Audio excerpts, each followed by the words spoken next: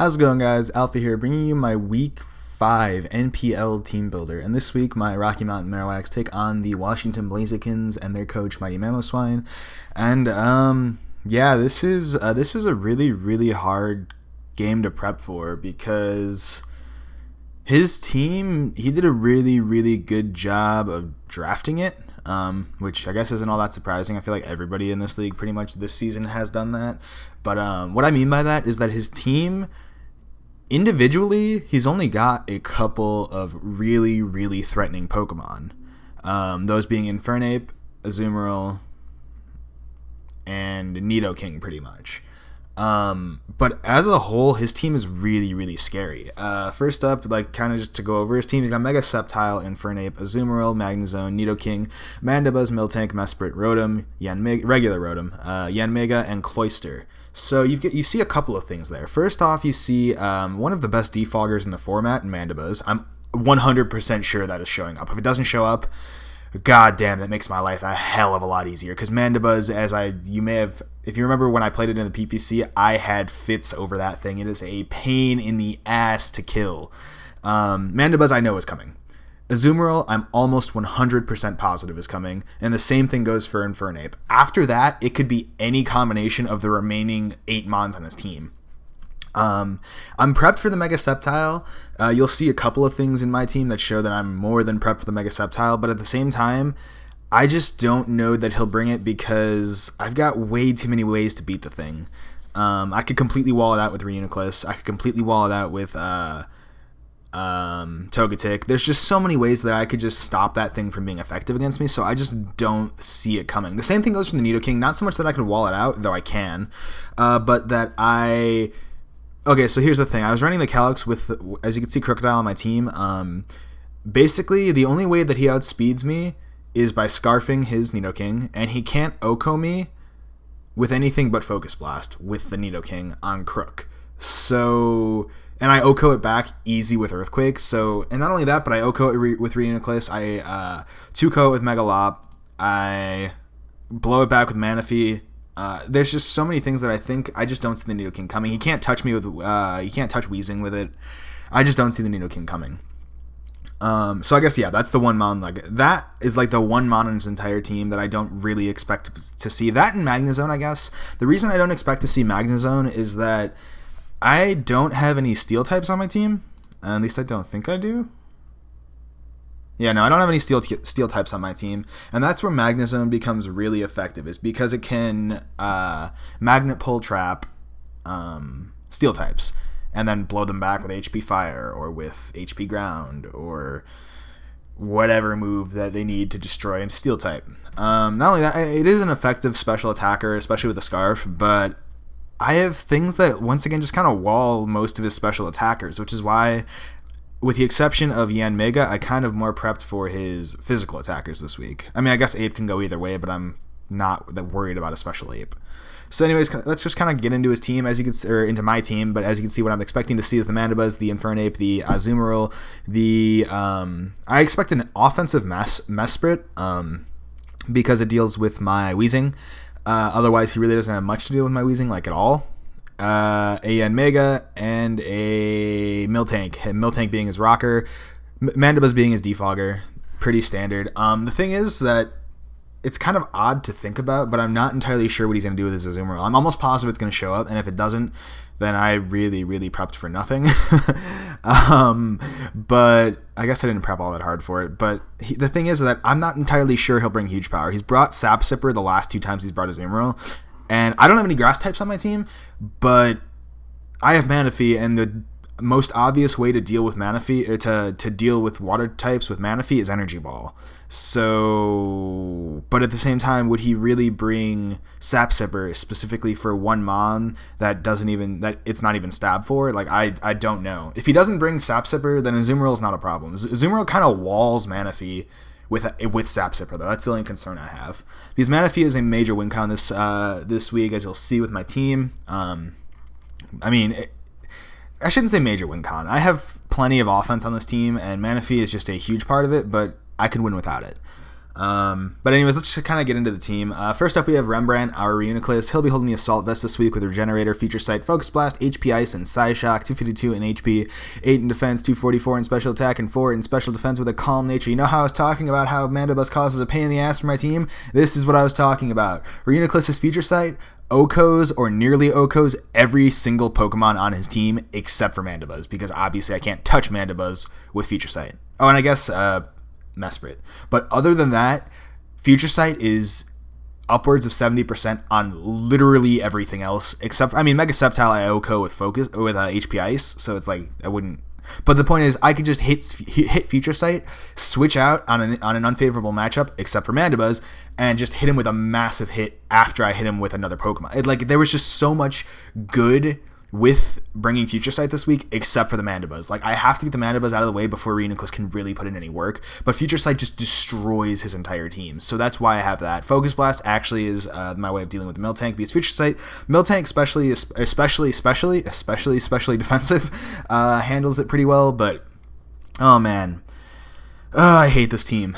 But yeah, so like I said, Future Sight, Focus Blast, HP Ice, and Psyshock. Psyshock is obviously so I don't have to wait to hit the Nidoking and OHKO it, or the Ape and OHKO it, so there's that. And to hit, well, I guess there's nothing that I really would want to hit on the physical side. Let me look at his team really quick. Yeah, there's nothing that screams I want to hit it on the physical side, really. But, I don't know. The point is, Reuniclus has a huge potential to put in work this week once the Mandibuzz is gone, but I have to find a way to take care of the Mandibuzz, and that's just going to be really stally, I think. That's going to be my best bet, because that's the other thing, is with Mega Sceptile, it's Lightning Rod, so you can't just be like, oh, I'm going to pack Thunder Punch and Thunderbolt and Choice Specs Raichu. No, I can't do that, because then I give Sceptile +1 and Raichu's just dead, and so is the rest of my team. So can't do that. So that's a bummer. But, man, this was a pain in the ass to prep for. Oh, my God. But, yeah, so that's Reuniclus. Like I said, once the Mandibuzz is gone, Reuniclus is going to have a field day, but that has to happen first. Next up, we have Fair Mega Lopunny. She'll be holding a Lopunite this week with Limber, obviously Scrappy once she Mega Evolves. Agility, Return, Ice Punch, and High Jump Kick. Agility is there because, A, he has Mega Sceptile. I don't naturally outspeed Mega Sceptile. And B, once I get an agility up, I outspeed everything, including, Scarfed Infernape, Scarf Magnezone, although I probably already naturally outspeed Scarf Magnezone. I'm not entirely sure. I didn't calc it. But the point is, I outspeed everything, and it helps to deal with the Yanmega because, with Speed Boost, because he can only get one Speed Boost up with a Protect, and then he has to take a hit. And I'm pretty sure Ice Punch OHKOs or nearly OHKOs it. So, weighing my options here. Agility just made a lot of sense this week. Obviously, there comes a point where it's like, okay, I need to find a place to set up an agility. Looking at his team, the Magnezone, there's a potential to, not really, not a great chance, but it could happen. The Miltank, although I don't want to take the risk of it body slamming and paralyzing me. The Rotom probably really can't do much to me, and the Cloyster, never mind, will wall me out, never mind. So yeah, the Rotom, if he brings it, the Magnezone, or the... Was that it? The Rotom, the Magnezone. I guess the Mandibuzz I could set up on as long as I'm not packing Brave Bird. But I don't know. It's gonna be tough. Agility is there just though if the opportunity does present itself, I want to get an agility up just so that I guarantee I don't have to worry about, oh, do I have to scout for this thing being scarfed? No, because I'm naturally faster than it. Problem solved, So.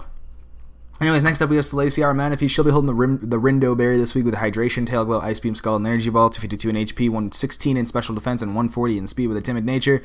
This is to Speed Snipe the Nidoking, non-Scarf Nidoking, obviously. There's nothing really in Manaphy's Speed tier to worry about other than Miltank, but there's no reason to run Speed in a Miltank. If it's going to be there at all, it's going to be there to set rocks and take hits. So I really wasn't worried about outspeeding the Miltank. If you bring speed on the Miltank, well, then he's got something in the speed tier that outspeeds Manaphy, but whatever. Yeah, so here's the deal with Manaphy. Rindo Berry is obviously, it allows me to take one Leaf Storm from a Sceptile, Mega Sceptile that is, and Ice Beam OHKOs it back, unless he has Investment. But if he has Investment, I'm not entirely sure... like investment to take an Ice Beam, I'm not entirely sure he could 2-ko me with Leaf Storm is the thing. So I don't know how that works. Yeah, but Manaphy, like I said, has a huge potential to take down this team if he doesn't bring Sap Sipper Azumarill. If he brings Sap Sipper Azumarill, that thing has to go before Manaphy can put in work. Also, especially defensive Mandibuzz. After a Tail Glow, Ice Beam doesn't OHKO it, so that's kind of awkward, and it could Toxic me and cause all kinds of problems and all that bullshit. So that's a pain in the ass, but other than that, Manaphy can put in a massive amount of work. I OHKO Infernape, I OHKO Yanmega, I OHKO Nidoking, I OHKO... what else do I OHKO? Sceptile with an Ice Beam, as we were talking about. Cloyster with an Energy Ball. We already said Yanmega. There's just so many things that I hit really hard with Manaphy in this matchup, so it had to come along. Rindoberry, like I said, is to make sure that I can take a hit from a Mega Sceptile, get it out of the way with an Ice Beam. Unfortunately, if I do have to take that hit from a Mega Sceptile, like before I get set up or anything, that's going to limit Manaphy's effectiveness, which really sucks, but what can you do? But yeah, so that's Manaphy. Next up we have Grimoire, our Crocodile. He'll be holding the Life Orb this week with Intimidate, Stealth Rock, Earthquake, Knockoff, and Taunt. 228 in HP, 76 in attack, 204 in speed with a Jolly Nature that once again to outspeed a non-Scarf Nidoking. If he Scarfs it, he can't OHKO me, I don't think, unless he runs like Modest Scarf Focus Blast, I think is what I was saying. But the nice thing is, like, if he scarfs himself into something, I could freely switch into Grimoire, hit Earthquake, and kill it. As you can see on the set, I cannot touch Mandibuzz. Originally, I had Stone Edge. I swapped it out for Taunt because if I taunt the Mandibuzz, what the hell is it going to do to me, like, realistically? So, bring it in, taunt it, knock off its item, whatever. The thing is that this is my only way to keep rocks up, and rocks are really important to deal with the Omega, to deal with the... there's something else on his team. The Cloyster... to break sashes on, like, what, I don't know what he would sash. I guess Nidoking if it's, well, Nidoking or Mesprit, I guess. That'd be about it. But the point is, it's really important to get rocks up this battle for chip damage and to deal with the Yanmega. The Yanmega specifically, but the Cloyster also, because, like, Shell Smash is never a fun thing to deal with, and I don't want to have to deal with it. That's why I have Intimidate this week. I would definitely sack Grimoire if you got a Shell Smash up. Because then it allows Weezing to come in, burn the thing, and deal with it. But, yeah, next up we have Bronchitis, as I was saying, Weezing. Holding the Black Sludge this week with Levitate, Sludge Bomb, Fire Blast, Will-O-Wisp, and Toxic. 244 in HP, 188 in defense, 76 in special defense, and a Bold Nature. I don't exactly remember the calc on this. I believe it was to... let's pull it up, actually. The special defensive investment, I'm pretty sure, allows me to take a... let's see... No, it wasn't for that. God damn, Leaf Storm still blows Weezing back. Jesus Christ. Well, it does actually less than half, so never mind. It wasn't the Mega Sceptile that I was calculating for. Maybe it was the Magnezone.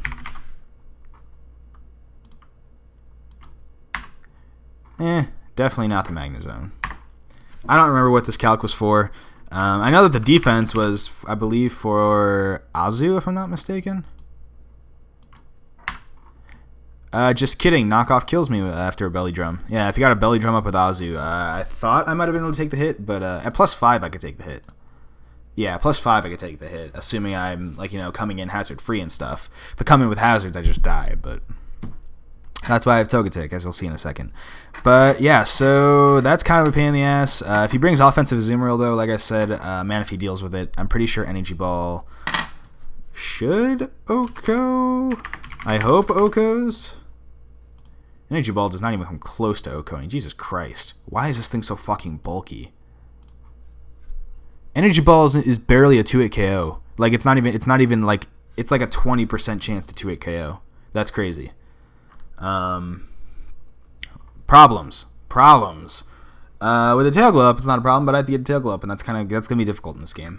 What do we have? We have Bronchitis, as I was saying. Toxic and Will-O-Wisp are to wear down his team. Oh, the Will-O-Wisp! I could bring Bronchitis in if he's not a Belly Drum set, and he doesn't have a Belly Drum up. I could burn the Azumarill, and then it's no longer a threat, and then Manaphy cleans it up. That was the plan. Toxic is for things like the Miltank, for things like the Yanmega, for basically all of his special attackers, except for the Infernape, which I would like to paralyze, which I know is risky with Thunder Wave when he has Sceptile, but I don't know. I was really, really struggling with this. But, like, you know, Toxic the Mesprit, Toxic the Mandibuzz, Toxic the Yanmega, Toxic the Miltank, Toxic Sapsipper Azumarill. I would have to scout first, obviously. Just Toxic his entire team, basically. That would be the plan. Burn things when necessary, but he doesn't have a lot of physical threats, so there's not really much to burn. And the one of them I can't burn because it's Infernape, so there's that. But anyways, next up we have Nixie, our Togetic. She'll be holding the Eviolite this week with Super Luck, Defog, Heal Bell, and Air Cutter with Air Cutter and Thunder Wave, 252 in HP, 252 in defense, 4 in special defense with a sassy nature. Originally I had Slow Wish Pass on this set, which is why it currently has 0. I guess I don't need that anymore because I don't have Wish.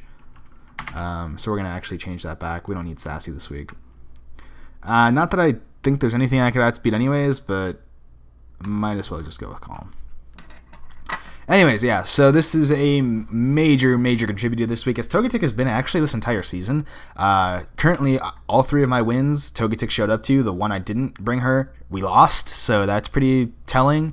Defog, obviously, for hazard removal. I know I have rocks. It'd suck to defog them away, but I have to keep my team healthy, especially Manaphy, so I could still take a Leaf Storm with the Rindo Berry.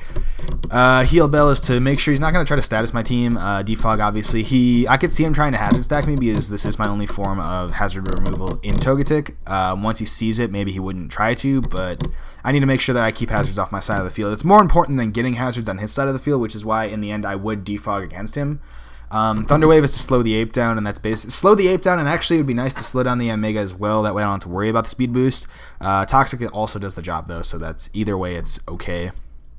Anything else I would like to slow down? The Cloyster would actually be okay to slow down if it was going to run it special. That's pretty much it. Yeah, but huge mixed wall this week. It has to take hits for me. It has to be able to deal with predominantly things like the Infernape, the Yanmega, what else does he have that I had to deal with? Pretty much everything but like the Magnezone and the Nidoking is pretty much up to Togetic because I just need this thing to take massive hits this week. It's unfortunate, and I don't have any form of recovery on Togetic this week, but I just need it to take hits so that I can hopefully, get its job done as a Cleric this week. But that's the team. I'm really nervous about this battle because it's a really important battle. Like literally, if we lose this battle, I think we're probably going to end up like falling out of playoff position, which is terrible. So we don't want to lose this battle, and we need to assert our dominance. But yeah, that's the team this week. That's all I have for you guys today. If you guys like the video, I want to show your support, be sure to hit the like button, let me know your thoughts, comment section below. Also remember to subscribe if you're on the Dropout today, and don't forget to share, is caring. Follow me on Twitter because I do updates and stuff, videos to come out to go get in contact with me, and sometimes I'm kind of funny. I hope you guys have a fantastic rest of your day, and I'll speak to you soon. Peace out.